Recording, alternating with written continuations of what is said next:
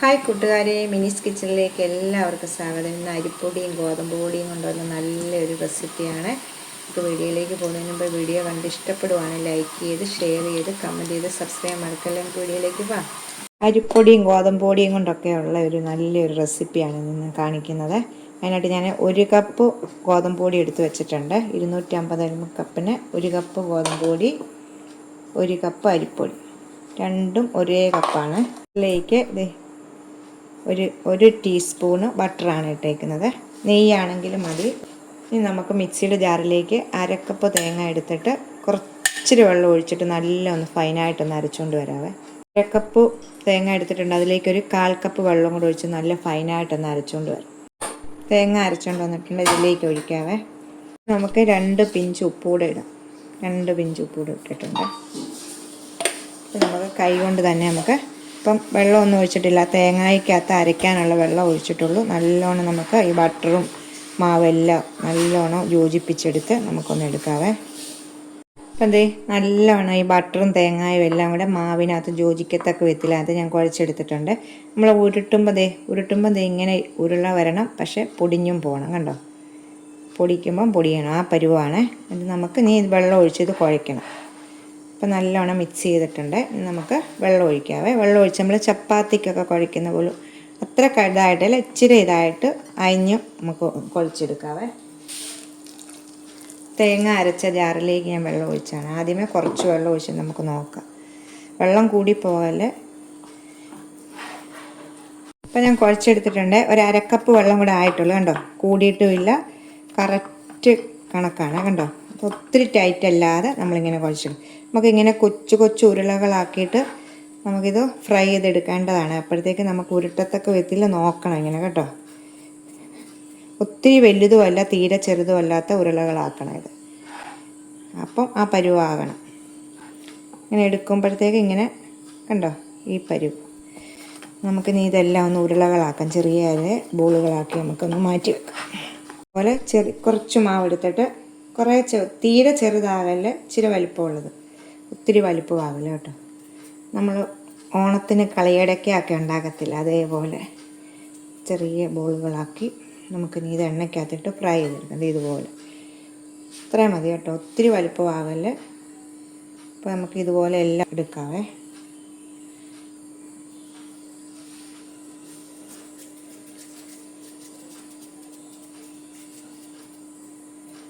കൈയുടെ വെള്ളം വയ്ക്കുമ്പോൾ നല്ല ടൈറ്റായിട്ട് വരും കേട്ടോ. ഇതുപോലെ എല്ലാം ഒന്ന് ഉണ്ടാക്കിയെടുക്കാം. എല്ലാം ഞാൻ ഉരുളകളാക്കി എടുത്തിട്ടുണ്ട്. ഇനി നമുക്കിതൊന്ന് ഫ്രൈ ചെയ്തെടുക്കാവേ. ഉണ്ടോ, നമുക്കൊന്ന് ഫ്രൈ ചെയ്തെടുക്കാം.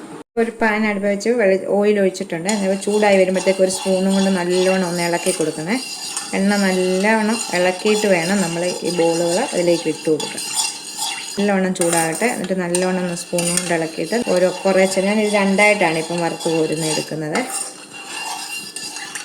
ശേഷം നമുക്ക് കുറേശ്ശെയല്ല, ഇത് 2ആയിട്ട് ഞാൻ ഇതായി ഫ്രൈ ആയിട്ട് എടുക്കുവേ.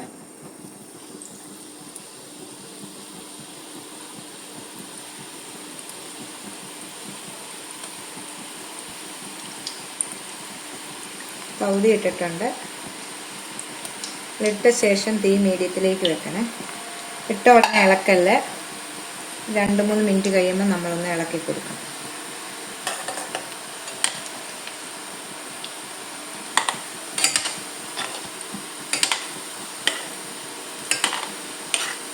നമ്മൾ കളിയടയ്ക്ക് വറുത്ത് കോരി എടുക്കുന്ന പോലെ എടുത്തു കൊടുക്കും. അകം നല്ല സോഫ്റ്റും പുറം നല്ല മുരിഞ്ഞതുമായിരിക്കണം കേട്ടോ. അങ്ങനെയാണ് നമ്മളിത് എടുക്കേണ്ടത്. നമ്മൾ ഇളക്കി ഒന്ന് ഫ്രൈ ചെയ്താക്കി എടുക്കും കേട്ടോ. ഒരിടത്ത് തന്നെ ഇങ്ങനെ ഇടല്ലേ, നമ്മളൊന്ന് സ്പൂൺ കൊണ്ട് ഇത് ഇളക്കുമ്പോൾ എണ്ണ ഇങ്ങനെ ഇളക്കിയാൽ മതി. അതന്നേരം ഒന്ന് ഫ്രൈ ചെയ്തെടുക്കാം. അപ്പം അതിൻ്റെ എല്ലാ വശവും നമുക്ക് ഒരേപോലെ മുരിഞ്ഞ് കിട്ടും ഇങ്ങനെ ഇളക്കുമ്പോൾ. ഇപ്പം ഫ്രൈ ആയിട്ടുണ്ട്. നമുക്കിത് കോരി എടുക്കാവേ.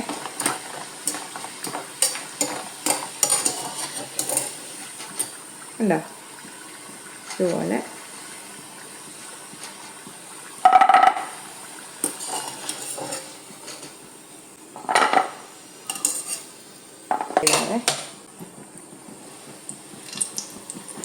അപ്പം രണ്ടാമത്തത് മൊത്തം ഞാൻ ഇട്ടിട്ടുണ്ട്. 2 പ്രാവശ്യമായിട്ട് ഇത് വറുത്തെടുക്കാൻ ഉള്ളായിരുന്നു. ഇട്ടിട്ട് 2 മിനിറ്റ് കഴിയുമ്പോഴത്തേക്കാണ് നമ്മൾ ഇളക്കേണ്ടത്.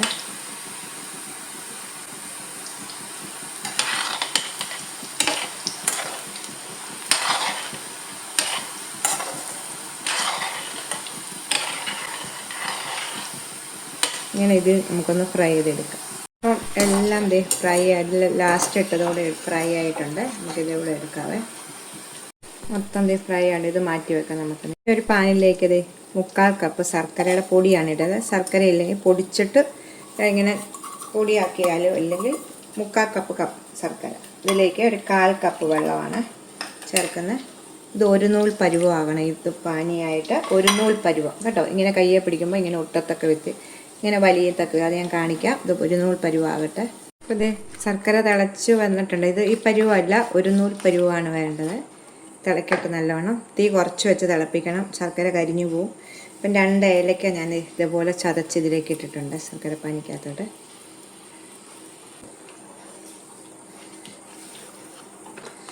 ഇനി നമ്മൾ ഇങ്ങനെ പിടിക്കുമ്പം ഇങ്ങനെ ഒട്ടണം. ഇത് ഒട്ടിയിട്ടില്ല കേട്ടോ.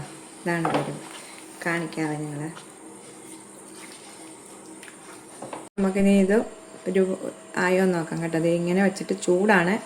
കണ്ടുമ്പോൾ ഇത് കണ്ടോ, നിങ്ങൾക്ക് കാണാൻ പറ്റുമോ എന്നറിയത്തില്ല. വെക്കുമ്പോൾ ഒരു നൂല് പോലെ കണ്ടോ.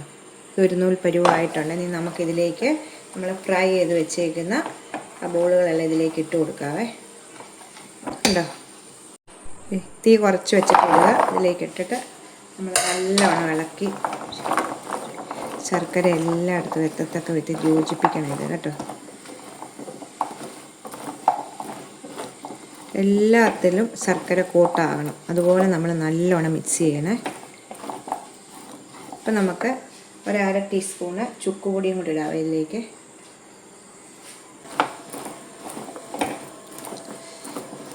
നമുക്ക് ഇപ്പം തീ ഓഫ് ചെയ്യാവേ. തീ ഓഫ് ചെയ്തിട്ട് ഈ ചൂടോടുകൂടി തന്നെ വേണം നമ്മൾ ഇളക്കാനായിട്ട്. ശർക്കര എല്ലാത്തിലും കോട്ടായി കിട്ടും. അപ്പം ഞാൻ തീ ഓഫ് ചെയ്തിട്ടുണ്ട്. തീ ഓഫ് ചെയ്തിട്ട് ഉടനെ തന്നെ നമ്മൾ ഇളക്കിക്കൊണ്ടിരിക്കണം കേട്ടോ. ഇത് കണ്ടോ, ഇപ്പം നമ്മൾ ഇളക്കുമ്പം കണ്ടോ ഇങ്ങനെ വിട്ട് എല്ലാത്തിലും ശർക്കര പിടിച്ച് കോട്ടായിട്ട് വന്നിട്ടുണ്ട്. ഇനി നമുക്കൊരു 1 ടീസ്പൂണ് അരിപ്പൊടിയും കൂടി ഇതിലേക്ക് ഇടാവേ. അരിപ്പൊടിയും കൂടെ 1 ടീസ്പൂണ് അരിപ്പൊടിയും കൂടി ഇതിലേക്ക് ഇടാം. ഇത് നമുക്ക് നല്ലോണം മിക്സ് ചെയ്യണം. ഇത്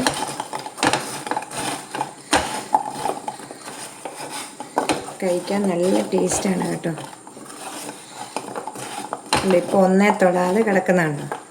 അതാണ് നമ്മൾ തീ ഓഫ് ചെയ്തിട്ട് ഒന്ന് ഇളക്കി കഴിയുമ്പോൾ പെട്ടെന്ന് തന്നെ തീ ഓഫ് ചെയ്തിട്ട് ആ ചൂടോടെ കൊണ്ട് നമ്മൾ ഇളക്കിക്കൊണ്ടിരിക്കണം.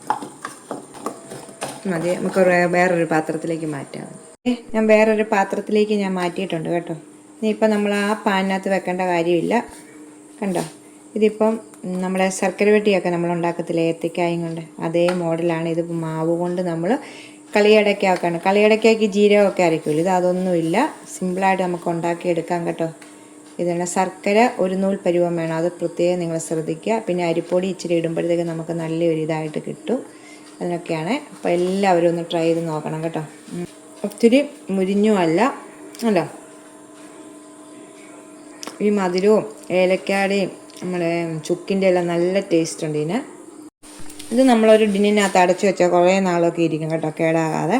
കറിയ ശേഷം നമ്മൾ ടിന്നിനകത്ത് അടച്ചു വെച്ചാൽ. അപ്പം എല്ലാവരും ഒന്ന് ട്രൈ ചെയ്ത് നോക്കണം കേട്ടോ. നമുക്ക് അടുത്തൊരു വീഡിയോ കാണാം. ടാറ്റാ.